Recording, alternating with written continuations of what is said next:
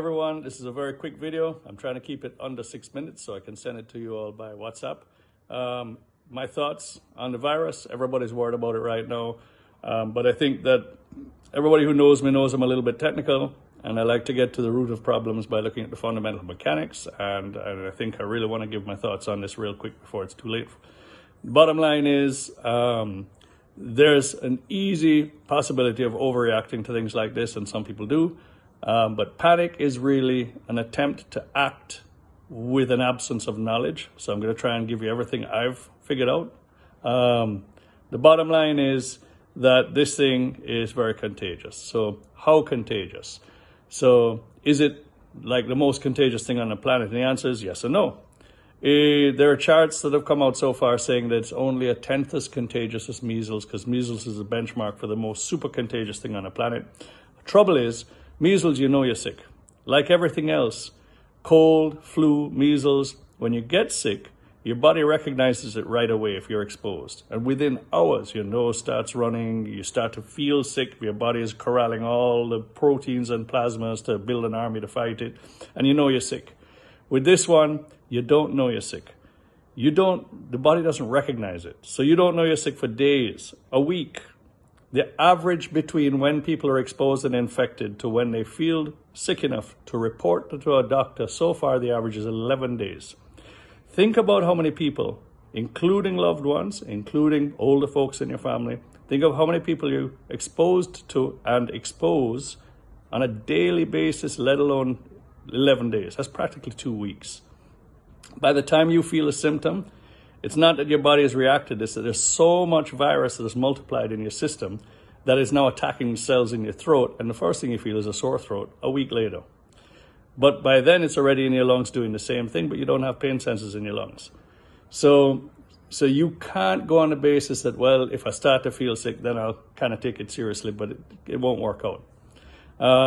There's an old joke, and I hope some people will forgive me, but the joke goes, when you're dead, you're the only one. You don't know you're dead. It's everybody else around you that suffers. And the same thing for when you're stupid. This virus doesn't have a brain, and we do.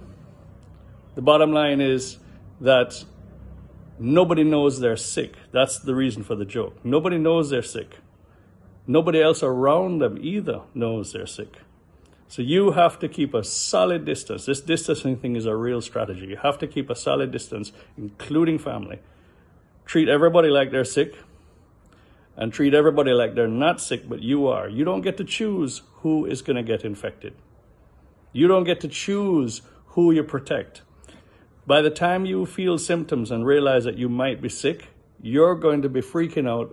Who have I touched? Who have I been near? Who have I exposed in the last 2 weeks almost? And that's going to be a difficult situation. We all have businesses to run. We all have to try to keep things going and try to keep the economy going. There's the overreactions, if they're unfounded, are one thing, but the distancing is real and it can work, and they need to slow this thing down. You know, Italy, everybody thinks that the mortality rate is 3% on this thing.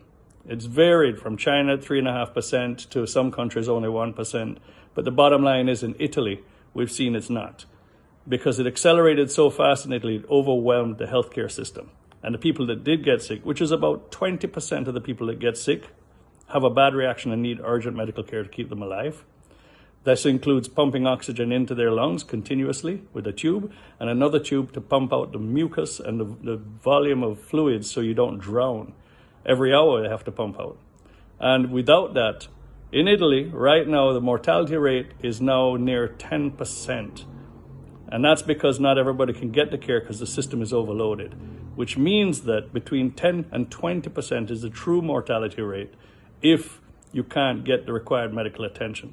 The only way that we can actually keep the health services in a position where they can keep up is to slow the spread and, like you say, flatten the curve so that this thing doesn't accelerate to where that 10, 20% is far greater than the medical system. We need to be able to slow it down, distance out, if possible, last 3 months. There's lots of countries working on vaccines that won't be available for months.